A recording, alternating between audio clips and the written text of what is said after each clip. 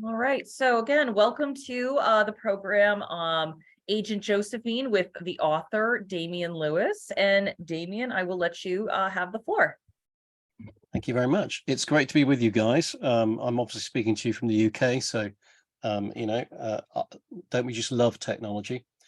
And our story, the story of Agent Josephine opens prior to the war in Paris, and there's a bulletproof Rolls-Royce gliding through the streets of Paris with a chauffeur at the wheel and with a iconic figure, Commander Wilfred Biffy Dunderdale, who was the commander of MI6 in France, sat in the rear.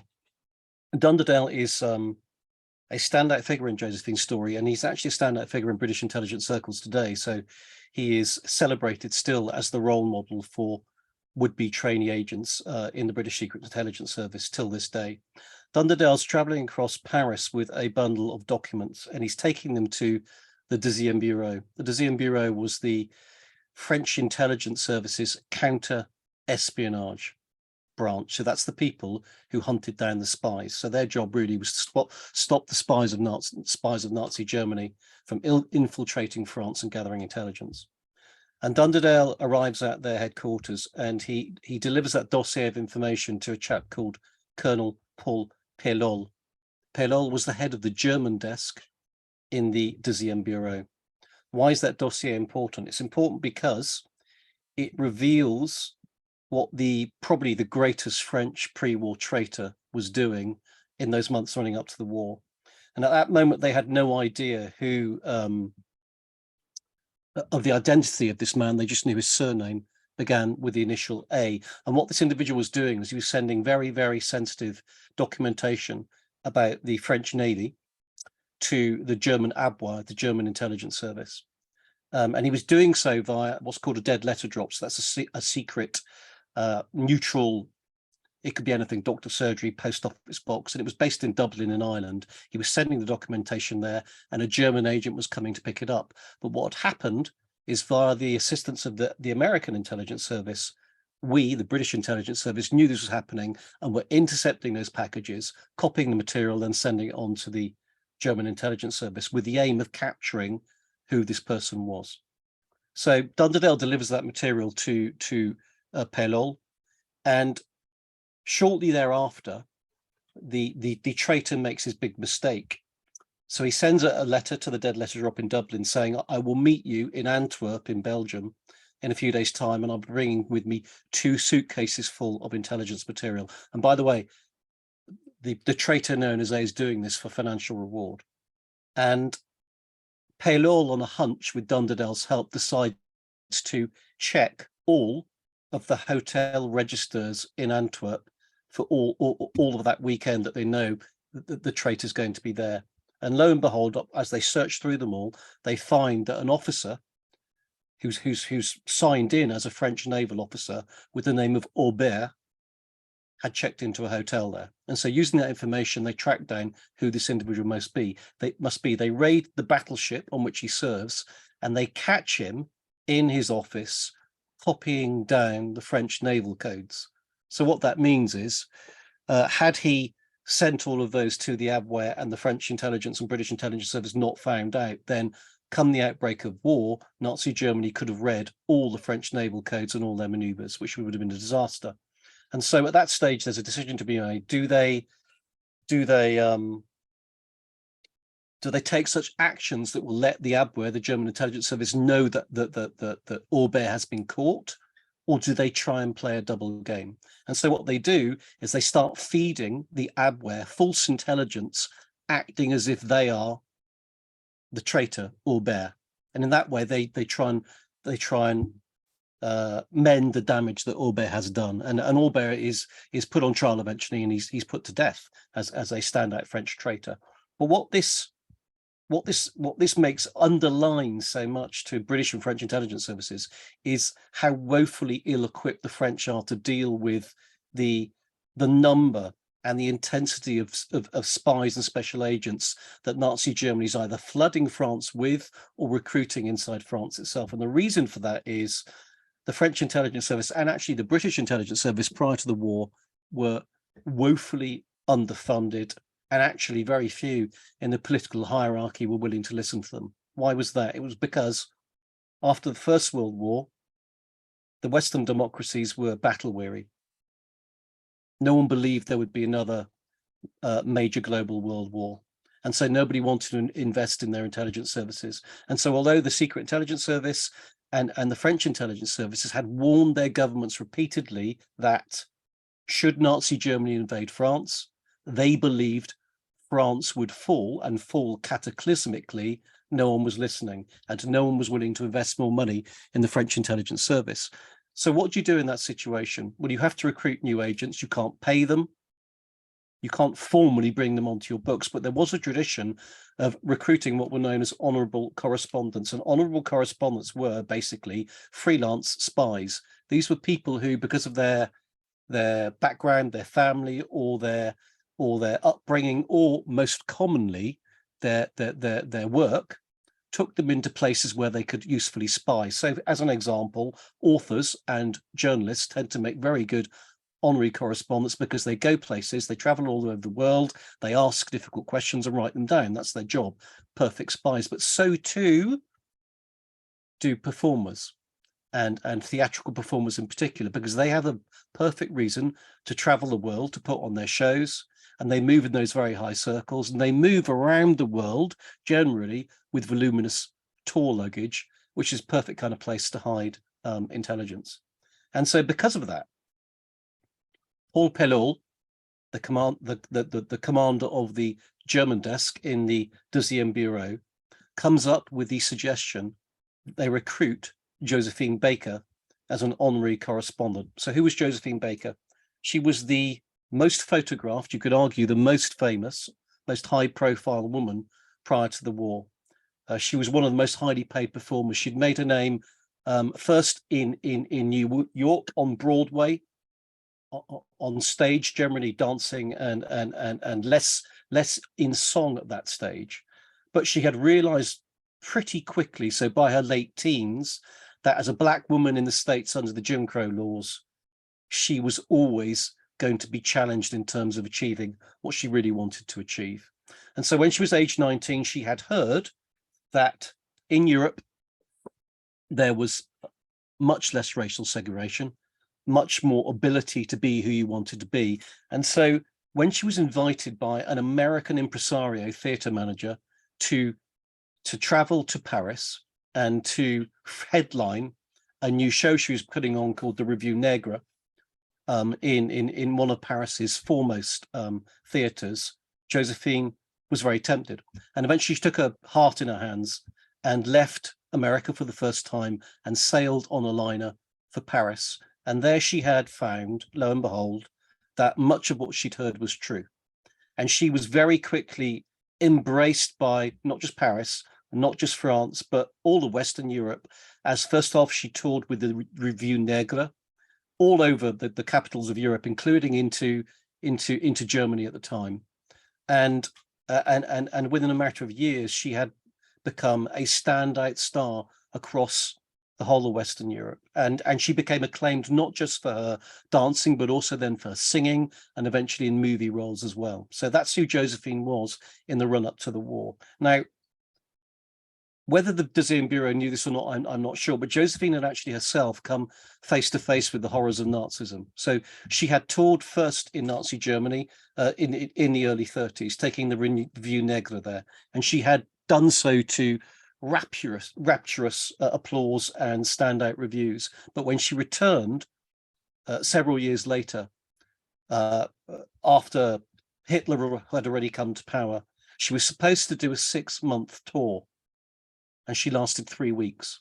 And after those 3 weeks, she fled Nazi Germany. And she did so because the reception in the theaters where she was performing was so vitriolic and horrific, from the black shirts and brown shirts, which were packing out some of the audience, that she actually feared for her life. And in several places, she was forbidden from performing by the German authorities because they believed she was a polluting influence and other slurs on her character. And so Josephine had come face to face with what the horrors of Nazi Germany would bring should Nazi Germany invade Western Europe as they fully intended. And so when Paul Pelloul made this suggestion, and he made it to one of his deputy agents, a chap called Captain Jacques Abte, long-standing, highly experienced Deuxième Bureau agent. When he made that suggestion, on the one hand, Abte could see why it might have merit. On the other hand, he was reluctant. And the reason being was because, in the words of him and others at the Deuxième Bureau, they feared that someone like Josephine Baker would be one of those fragile showbiz personalities who would shatter like glass at the first hint of danger, those kind of fears. But Pelloul insisted. And so Abte drove out to Josephine's chateau on the outskirts of Paris at Le Vessinet in one of the Bureau's cars, and was expecting to encounter Josephine Baker in her classic poise. So dressed in a beautiful ball gown, dripping with jewelry, maybe with a pet cheetah Chiquita on a diamond-studded leash. These were the kind of classic images of Josephine at the time, and she was a great lover of animals, and they had become part of her stage act. And in fact, when he arrived there, what he saw, well, first of all, he heard a voice shout from the gardens, hello, and then he looked over and there was a figure who was clearly Josephine. You could not recognize her, but she was dressed in an old felt gardening hat, some battered gardening trousers, and carrying a rusty tin can. And it turned out it was full of snails. And she'd been out in the grounds of her chateau collecting snails to feed to her ducks. It wasn't the image Abte was expecting. Anyway, Josephine took him into the chateau. They sat in front of the fireplace, in front of a roaring fire. Her white-coated butler bought them champagne, and they sat down to talk. And it was now that Abte was treated to something which he hadn't been expecting at all. And this was what became known as the Josephine effect. So to try and explain it, when Josephine performed on stage, she had this magical ability, possibly unrivaled among performers, to make those people she was performing to believe she was singing and dancing just for them individually. So for him or she had an ability to reach out from the stage magically. And one of her dancers who's still alive, a guy called Jean-Pierre Reggiori, who lives in New York actually, but he's French, spoke to me about this and described this to me. And it was extremely powerful to hear it from somebody who'd been on the stage with her. Jacques Abte is being treated to an up-close and personal example of that around Josephine's fireside. And what he realizes very quickly is if they can take the Josephine effect, that magic, and if they can meld it to the needs of the intelligence world, to the needs of the Deuxième Bureau, they have the makings here of a spectacular, brilliant, and unstoppable honorary correspondent and special agent.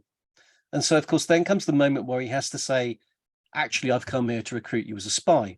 And finding the words, he puts the question to Josephine, would she be willing to be an agent in the service of France and the Allies? And Josephine's answer, and again, I'm paraphrasing, but it's words to the effect was, I'm willing to give France and the French people my life because France and the French people have made me everything I am today. And so it was exactly what Abte and Pelloul and Dunderdale were hoping for. Having recruited her, Abte had to set her first mission, her first test. And at that time, bear in mind, we're before the war proper breaks out. The Allies did not know what the intentions of Italy, fascist Italy under Mussolini, would be were war declared, should war break out. And so Josephine was set the task of finding that out. Now, why was she in an ideal position to do so? It was because Josephine, stupidly, as she recognized prior to the war, when she toured Italy, had befriended Mussolini. She had been kind of seduced by his strongman act, and she had let Mussolini get inside her armor, her defenses. And so she had publicly kind of defended him. On the one hand, that was a silly thing to have done at the time, which she recognized. But on the other hand, it now gave her a brilliant introduction and in with the Italian embassy in Paris, where she was always welcomed with open arms for those reasons. And so she went there and she started to work her magic on the mission Abte had given her. And a week later, So a week after they met in the chateau, she called Abte up, and nothing could be said over open phone lines for obvious reasons. They would be tapped. Both sides were listening into each other's calls. So she just said, we need to meet. And they agreed to meet in her luxury Delage motor car in the center of Paris. And they did so. And Abte got in the car. It's upholstered in snake skin, extremely luxurious. But Abte's greatest fear is Josephine's driving, because she's clearly hugely overexcited at what she's found out. And because she's driving so erratically, a policeman, a gendarme, blows his whistle. They're pulled over. He's going to arrest a drunk driver, or so he thinks. And then actually he realizes, because she winds the window down and treats him to Josephine's fantastic smile, he realizes it's actually Josephine Baker, and he lets her go with a caution. And Abte, trying to calm her down, asks what she's found out. And basically Josephine has managed to seduce, intellectually, possibly physically, we don't know, the military attaché at the Italian embassy in Paris. Now, a military attaché classically is also cover for somebody involved in espionage work, and lo and behold, Josephine has found out from him what the Italian intentions are. So not only were the Italians, of course, planning to join Hitler once war was declared, but actually a document had already been signed, a treaty between the two countries saying that that would be so. And so Josephine delivers all of this intelligence to Jacques Abte over the wheel of her Delage motor car. Now, of course, Abte's hugely impressed. This is dynamite material to deliver to their political taskmasters, both in Paris and in London across the Channel, and to our future allies, of course, in Washington. However, he's also somewhat daunted, because he's thinking to himself, because Josephine is, she's a strong woman and she's feisty, but she's also volatile. And he's thinking to himself, will I ever be able to control and handle this agent? Because she is, Jacques Abte is serving as Josephine Baker's handler. It's a difficult question to answer, and it's something that he doesn't know how to assess. She set another mission. It's a similar kind of undertaking. Get into the Japanese embassy in Paris and find out what the Japanese government intend should war be declared. Why does Josephine have the ability to do so? Because Miki Sawada, I'm sorry, I had turned my mobile phone off, but it connects automatically to my my computer. I'll turn it off. Miki Sawada, who was the daughter of the Japanese ambassador to France, was a huge fan of Josephine's, and they had actually become personal friends. And so using that connection, Josephine finds out the same kind of intelligence from the Japanese about what their intentions are. And of course, their aim is also very much to join the Axis powers. And so by the outbreak of the war, with the start of the phony war, so Poland has been invaded, but still the real war against Western Europe has not begun, Josephine has truly proved her colours.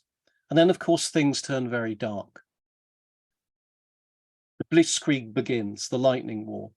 The Low Countries are overrun in matter of days. France looks set to fall within 4 weeks, 28 days. So the Germans achieving in 28 days what it took them all the years of the First World War to fail to do. And as the defences in France collapsed and the British expeditionary forces fought back towards the Channel, of course, Josephine, along with so many Parisians, millions of them, has to flee. And so she gets in her Delage motor car, fills it with some refugees and some fellow French officers in the Deuxième Bureau, and they set off, heading south to the Dordogne, where Josephine, just prior to the war, had rented a chateau, a grand 14th century chateau called Chateau des Milons. And this was her country retreat. And her aim is to re-establish herself there and form some kind of resistance.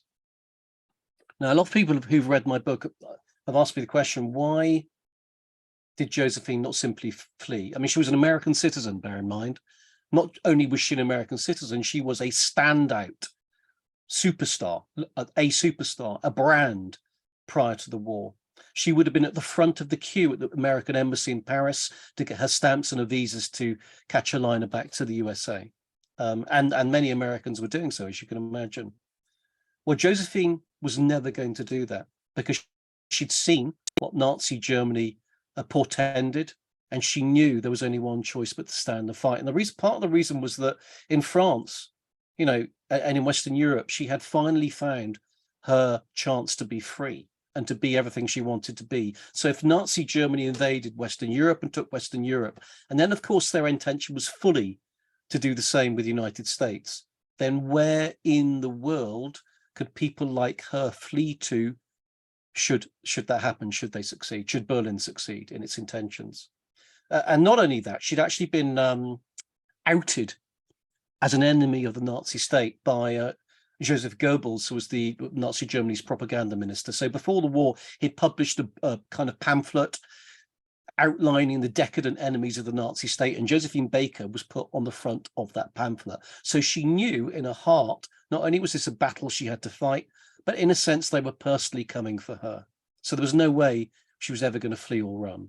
And so Josephine travels back to her chateau, and they start to gather there, a radio in the tower to try and contact London, whatever weaponry they can pull together, you know, Jewish refugees, former Deuxième Bureau agents, some former French military officers, all of them hungering to fight and resist. But the question is, in the summer of 1940, in France, which has fallen to Nazi Germany, in France, which has now signed an armistice with Nazi Germany, so they are now formally the allies of Nazi Germany, how on earth will they resist, and who will resist, and how will they fight? No one knew the means to do so, or even if resistance was possible. And then step forward an iconic figure, of course, from that time, who was General Charles de Gaulle. So Charles de Gaulle was a French military officer who, when France fell, had managed to flee to Britain aboard an aircraft, and he had been embraced there by Churchill, Winston Churchill, the British leader, and Churchill had lifted de Gaulle up as the leader of what became known as the Free French. So this was the man to galvanize French resistance against the occupation by Nazi Germany from out of London, which at that moment was the only dog left in the fight, because most of Western Europe had either fallen or was neutral, so Spain and Portugal. And de Gaulle, in that summer of 1940, gets on the BBC and makes his historic 17th of July broadcast, in which he calls on the French people to rise up and find the flame of resistance within them to resist Nazi Germany. And Josephine and her would-be resistors are sat in the chateau around the radio listening to that broadcast, and they're inspired, and they feel that they have found their mission. They don't know what exact means their resistance will take, but they know that there's a call, and people are being galvanized to do so. So much so, actually, are people being galvanized to do so that they redouble their efforts in the chateau. And remember Colonel Paul Pelol, who was the head of the Deuxième Bureau German desk? Well, in theory, the French intelligence service is now being run from the Vichy French government in Vichy, in the independent zone of France. So is now an intelligence service of a government which is allied to Nazi Germany. So people like Paul Pelol and Jacques, they found themselves in an untenable and horrendous situation. And what Pelol and so many of them did was they publicly carried on working for the French intelligence service, for their puppet government, but secretly set up an underground intelligence service to gather material for the Allies. And that's exactly what they had been doing ever since the fall of France. And many of those individuals were graduating towards Josephine Chateau because it was a place where they believed things would be possible. And part of this plan had been put into place before the war. But before all of the flesh was put on those plans for how Josephine was going to be used, she was denounced. So somebody in the local community denounced her to the Gestapo and the Armistice Commission as being, an individual who was building a resistance cell and attempting to gather intelligence for the Allies. And what happened was a German colonel with his soldiers arrived at the chateau and surrounded it with his armed forces. And Josephine was told that the colonel was coming to see her to interrogate her. At that moment, she was sat in the library of the chateau with two of Paylol's former Deuxième Bureau intelligence agents who had brought her not only weaponry, but a dossier of information which had been gathered by this now underground secret intelligence service. And so she sent those individuals into hiding, as she did with all those resistors in the chateau, and she received the German colonel in her library. He was, of course, expecting to arrive to discover somebody who was scared, daunted, possibly even ready to confess. What he found was quite the opposite. Josephine treated him in the most dismissive, icy, ice cold fashion. So, for example, when he began to question her, she wouldn't address him in the first person. She just addressed him in the third person. And when he tried to question her about whether she had arms in the chateau, whether she was organizing resistance from there, she challenged him by saying, is it worse to be the person who is the denouncer or to believe the person who's doing the denouncing? So she was absolutely in his face with her denials and her arrogant response to everything he was saying, not what he was expecting at all. And it reached the stage where he said to Josephine, well, would you at least make me welcome with a cup of coffee? And she said, if we had coffee in France, I might be willing to do so. But since you've invaded illegally our country, there's no coffee to be had anywhere. If you come back in peace, well, after your forces have withdrawn, I will then maybe sit down with you and drink a cup of coffee. So that confrontation ended with the colonel being so discombobulated and nonplussed that he left the chateau without searching it and believed that the denouncer must have made it up. But Josephine's days were numbered. And knowing this, Paylol sent Abte to her with now her special mission. So the underground French intelligence service had been gathering material all that summer. So July, August, September 1940. And they had pulled together an enormous body of information. It ranged from the list of the agents that Nazi Germany was sending into Britain to the locations of the Luftwaffe air bases from where the German Air Force were going to fly sorties for the Battle of Britain, to plans for Nazi Germany to use the Republic of Ireland as a base as a backdoor to invade Britain, to plans to invade Gibraltar. It was an absolute to actual signals intercepts of the Luftwaffe, the German Air Force, in terms of what they were intending in the Blitz, so to bomb London into submission. And all of this material that they had gathered, they had no way of getting it to London, to Britain. It was the situation was so dire that Churchill, shortly after Dunkirk, after withdrawing those Allied troops that had survived from the disastrous defense of France, had called together his intelligence chiefs and said, France has gone dark. They did not have one agent or one wireless operator left in France to send them intelligence. And as Churchill said, how can we even prepare to fight the Battle of Britain or to defend ourselves against Operation Sea Lion, which was the invasion that they thought was coming across the sea, if we have no visibility whatsoever in France? So Churchill said, get me back into France. And likewise, on the other side, Colonel Paylol and the underground French intelligence service had no way to get all this information they had gathered to London, except, and as they had kind of foreseen before the war, maybe they could use Josephine. The reason being, one, she was still a performer. And even in a time of war, perhaps more so in a time of war, people needed to be entertained. And so in those neutral countries to which she could still travel, Josephine could do so. And so when Abte traveled to see her, the proposal was Josephine organize a bona fide tour to Lisbon in neutral Portugal, the capital of neutral Portugal. She had performed there before, she was acclaimed there, and it would always be welcome. When you travel on that tour, you will have to carry all your tour trunks with you, with your musical score sheets and your costumes and your performance material. In there, we will conceal all of the intelligence that the French intelligence service has gathered so far and take it to Lisbon.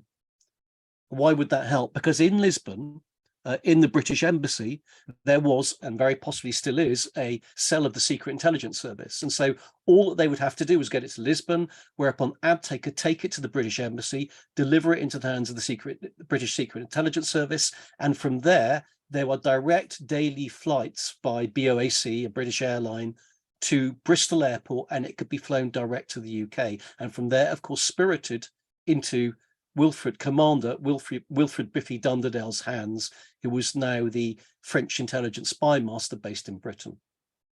And so that was the plan that they set upon. Jacques Abte would take a lot of this intelligence and write it using invisible ink, which of course he'd been trained to do, on the musical score sheets that Josephine would be taking with her for those songs and those performances that she would perform there in Lisbon. And indeed, there were posters plastered all over the streets of Lisbon announcing that Josephine was coming and that she was going to perform in certain venues. But a lot of this raw intelligence had to be carried as that. So I'll give you an example. The Deuxième Bureau had managed to get hold of photographs of the special invasion craft that the Germans were building to invade Britain. Now, that was vital intelligence, but you could only get it to London. It was only useful if it went as an actual photograph. So a lot of this material was put into Josephine's tour trunks as raw intelligence. What did that mean? It meant if she was stopped and she was searched, the game was up. And actually, we shouldn't really use the word game, because let's be frank about it. If Josephine was stopped and unmasked and caught, it wouldn't have been a game at all. You know, the very, very, very worst things you could imagine would have happened to her. There were two German women, high-born German society women, who were caught spying for the Allies, in fact for Poland, just prior to the outbreak of the war. And the punishment for that was to be beheaded, but not beheaded in the normal fashion where the guillotine came or the axe came down on the back of your neck and you faced the floor. The Gestapo had decided that traitors would be turned the other way up, so they faced the guillotine as it came down. And that's what had happened to those two German women. Josephine would have faced the most horrific fate. Undaunted, she of course agreed to go, and in September her and Jacques Abte set out. They would travel by train, so they set out from France to travel across the Spanish border to Madrid, the capital of Spain, from where they intended to either catch a train or fly into Portugal and deliver their intelligence. And the first kind of challenge, the first confrontation, comes at the French-Spanish border, where you have Spanish border officials, French border officials, but also Gestapo and SS checking everybody and everything that goes through. And this is where you start to understand, I hope, what made Josephine a world-beating spy. Because when I first came across this story 10 years ago, I wondered, well, that's impossible, surely. How could Josephine Baker be a spy? She was so instantly recognizable, such a standout figure. How could she have played the game of the shadows? Well, actually, that was Josephine's greatest secret. She was such a world-beating spy because of the effect of superstardom, because of the effect of celebrity, because she managed to hide in plain sight. So when she turned up at that remote crossing in the Pyrenees on the French-Spanish border, Josephine got down from the train carriage dripping in the most glorious furs, wearing her most standout beautiful jewelry. And bear in mind, prior to the war, she had been gifted the most amazing jewelry by some of the richest men in the world who were her admirers. And so she looked $1 million, and she deliberately dressed that way so that as soon as she got down from that carriage, those men who were supposed to check and police the border realized who it was, realized this was Josephine Baker, and were utterly blown away. Instead of doing their jobs properly, which they should have done, which was to question and check and search and check her papers, they ran to call their wives and their girlfriends, to call them to the station, to get Josephine Baker's autograph and see the superstar come through. And that's exactly how Josephine got all the way through that station without being questioned, without having her papers checked, and without having her luggage searched. And Jacques Abte, who was with her, was actually posing as her tour manager now. So in his passport, under a false name and a false age, he was now Jacques Hébert. That was his cover name. And he was a former ballet dancer from Marseille. And as Jacques Abte follows after her, the grey man, and Josephine cuts her way through the platform on that station, he starts to realize what a what an incredible effect she can have in terms of getting them through these high risk situations. And from there, they make it to Lisbon. They board an aircraft in equally knife edge circumstances in terms of what could have been found out and how they could have been searched. And they successfully fly into Lisbon's airport. And Josephine checks into a hotel in Lisbon. Jacques Habte takes the dozens of files they brought with them, literally dozens of files, crammed full of intelligence, and takes them across Lisbon, still hidden in Josephine's store trunks, and delivers them to the British Embassy and into the hands of the Secret Intelligence Service. And from there, they are flown back to London, and they are studied by Wilfred Dunderdale. And 2 or 3 days later, he sends a telegram to the British Embassy in Lisbon, declaring himself absolutely delighted with the material they have delivered. And it's at this stage that the story kind of gets really interesting, because Josephine and Jacques Habte has always intended to get on one of those BOAC flights and fly themselves to London, because they were dying to meet General de Gaulle, who was kind of their inspiration from earlier in the summer. And Dunderdale, who has now become their London handler, in effect, tells them not to. He says, you must stay where you are, and one of you at least has to return to France as soon as humanly possible. The reason being, the intelligence they delivered was dynamite, but almost more importantly, what they had managed to do was reopen the flow of intelligence from the now underground French intelligence service to Britain. So that link, which had been lost, they had re-established. And so what Dunderdale said was, one of you go back, make contact with Colonel Paul Pelol, tell him that we have been successful, and tell him to get that pipeline of information flowing, so more of that kind of material can come from Pelol's underground intelligence service through the conduit they'd used and be sent to the UK. Now, at this stage, you might imagine that Jacques Habte would be the man to go, because he was the long-standing intelligence agent. But actually, Josephine returned on her own on her first solo intelligence mission. She flew back into Spain, caught the train to Marseille, and met up with Paul Pelol, who was delighted, of course, that they had been successful. And she said, look, the reason I'm back is because London is adamant that we need to start this intelligence pipeline now flowing with material. And that's exactly what they set about doing. But it was fascinating, because Pelol, whilst Josephine had been away, had also been busy, as you can imagine. And he was able to warn her that she was now, for whatever reason, on the top of the Gestapo's search list. So they were actively looking for her under suspicion of her carrying out just the kind of work she had been doing. So Josephine was warned by Jacques Habte to flee France, or at least mainland France. So the plan that was put together, this French intelligence, British intelligence information pipeline, was that Josephine and Jacques Habte would travel to North Africa, to Casablanca, and from there they would set up an intelligence cell, and there would be a ship hired under the cover of a bona fide shipping company, which would be used to cruise between Marseille, that's Paul Pelol, and Casablanca, Jacques Habte and Josephine Baker, and then onwards to Lisbon, carrying all that intelligence material, and from there it would be flown back to the UK. It was a roundabout route, but it was seen as being the most safe. And so in January 1941, that's exactly what Josephine did. She boarded a liner, she sailed from France, and she ended up setting up her new intelligence headquarters in Marseille. It's important for the story for many reasons, but one of the key reasons this is absolutely vital is that if you fast track, several months from there, North Africa becomes the focus of the Allies' intention, because that's when the Operation Torch landings happen in the autumn of 1942. These are the landings spearheaded by American and British troops on North African soil, in particular Morocco and Algeria, with the intention of seizing what became known as a springboard for the Allied push then into occupied Europe to liberate Europe from Nazi Germany's control. And in that process of putting together the plans for Operation Torch, Roosevelt was desperate for accurate and timely intelligence from North Africa. And because Josephine Baker and Jacques Habte had been there for several months, and they had absolutely embedded themselves in all the intelligence networks and all the criminal networks across that region. They were perfectly placed to provide that intelligence to Washington and the USA.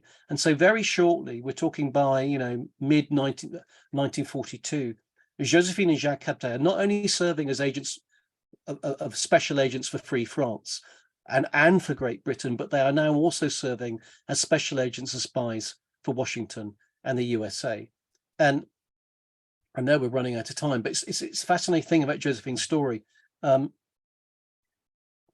Throughout all of these missions, because she then starts to engage on any number of really extraordinary solo espionage missions where she's flying into enemy territory or neutral territory on her own on intelligence gathering missions. But the fascinating thing about Josephine is that, among many other things, is that she remained utterly unbreakable until the end of the war.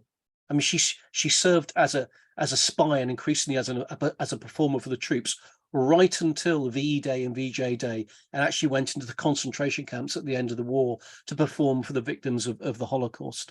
And Josephine remained utterly unbreakable, despite the fact the war took such a heavy toll on her. It really, really, really, the pressure of those repeated missions really did destroy her health. And all those agents who worked with her, those long-standing experienced agents, nearly all of whom were male, at some stage, each of them reached the point where they believed the war was lost. And you can understand why in 1940, 1941, 1942, even in 1943, the early parts, you could have believed that Nazi Germany stood to win. But at no stage did Josephine. And whenever they came to her with their fears and her worries, she would always say to them, America will join the war. When America joins the war, you do not know what the American people are capable of, and that's why we will win. So she was absolutely unbending in her determination and her conviction that the war would be won by the Allies and that she and her colleagues would play their part. That's time, I think, if that's a good place to stop. I think it is a Okay. great presentation. Does anyone have any questions? And feel free to unmute your mics as well. Yeah, so kind of what happened to her after the war?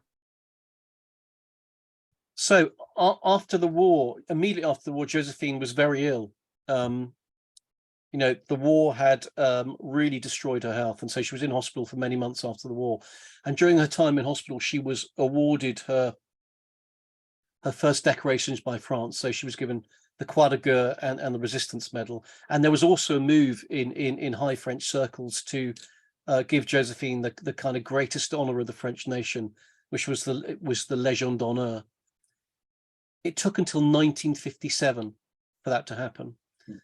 And her kind of boss towards the end of the war was a lady called Desmezil Guillet, a French Air Force lieutenant.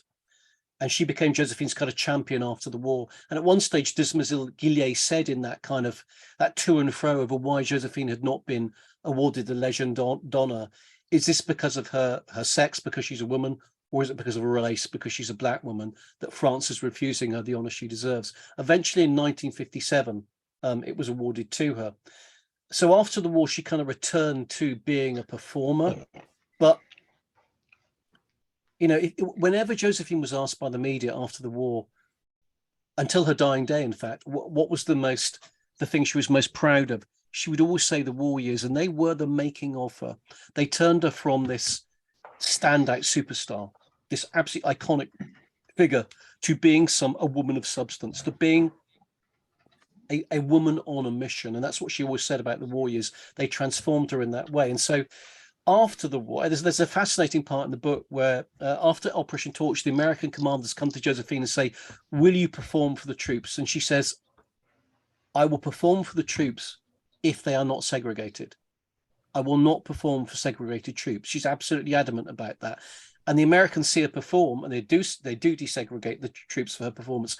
And she's such a standout, morale booster for the troops. They present her with the contract to be a performer for American troops, but only American troops until the end of the war. And she says, I can't sign it. First reason being, I will never get paid for what I do during the war for the Allies. Second reason being, I cannot just perform for American troops. I need to be able to perform for every single nationality that's willing to fight the Nazi threat. And crucially, she says to the American GIs, black and white, she says, look, about segregation, I know this is reprehensible and wrong, but we have a much bigger evil to fight right now, which is evils of Nazi Germany. Once that war is won, then we will turn to the fight for civil liberties in America.